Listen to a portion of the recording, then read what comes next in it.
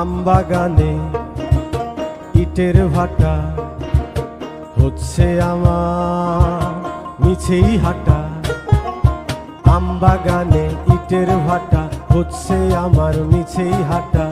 বন্ধু তুমি ঝড়ের দিনের আমের মতো না, দমকা হাওয়ায় আসে বন্ধু তুমি আসো না।